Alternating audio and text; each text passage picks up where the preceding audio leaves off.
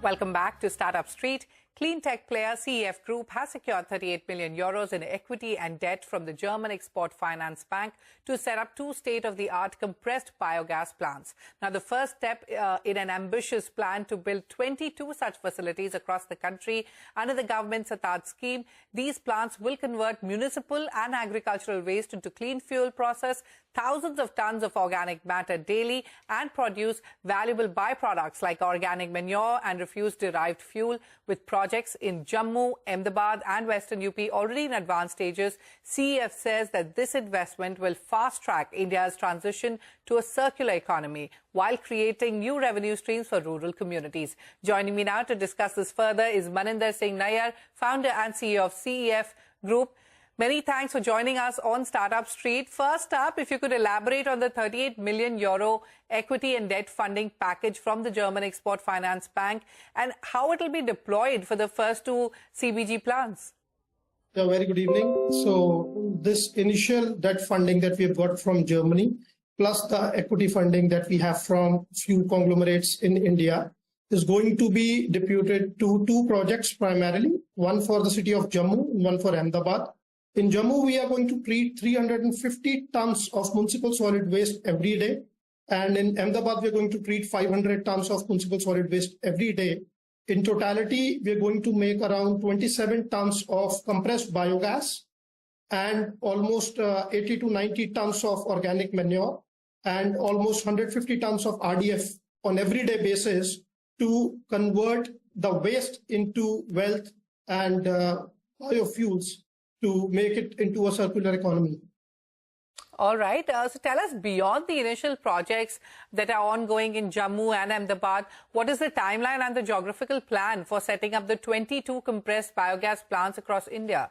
So it generally takes around 1.5 to 2 years to set up a plant of this magnitude. Yes. And in Jammu and Ahmedabad both, we are going to commission the plants next year, since the work was already going on in this plant since last 1 year.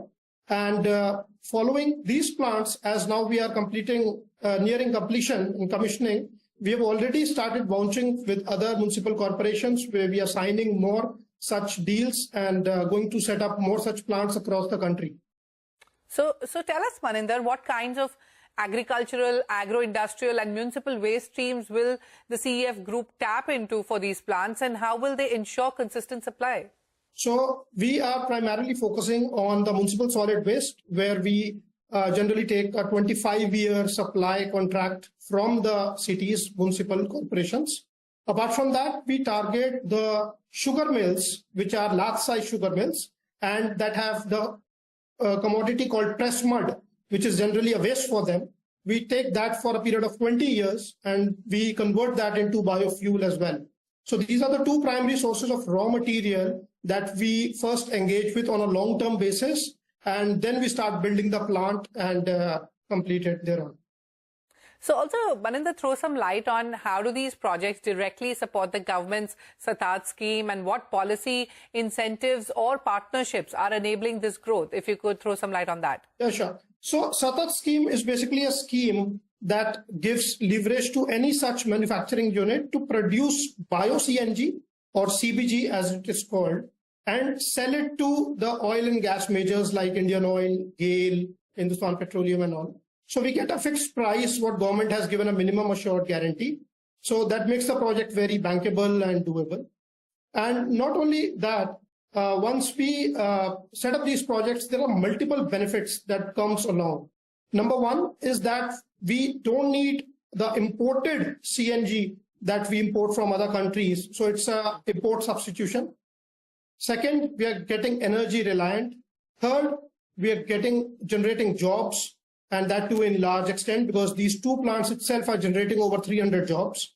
Yes. And we make bio manure, organic manure as a byproduct, which then replaces the chemical fertilizers. And that is also a big saving, not only in cost, but also in health and soil health to our nation. So all these things come together, along with, of course, the environmental impact and environment protection that we get along with the various other benefits I just told you. Okay. So, Maninder, with the new plants processing up to 850 tons of MSW per day, what is the projected CBG output and how will it be integrated into India's fuel supply chain? So the CBG output in Jammu is going to be 9.8 tons per day, and in Ahmedabad is going to be 17 tons per day. With this total of approximately 27 tons per day, this gas is going to be directly injected into the GAIL pipeline. The agreements are already signed. The locations are already identified. The pipeline work has to be done jointly between GAIL and us. And that is how the gas will reach the markets. And further, it will be used as a vehicle fuel that we use in every day in the cars to run the cars on CNG rather than running them on diesel or petrol. So besides CBG, Maninder, what byproducts like organic manure and RDF will be produced and what markets or sectors are they intended for?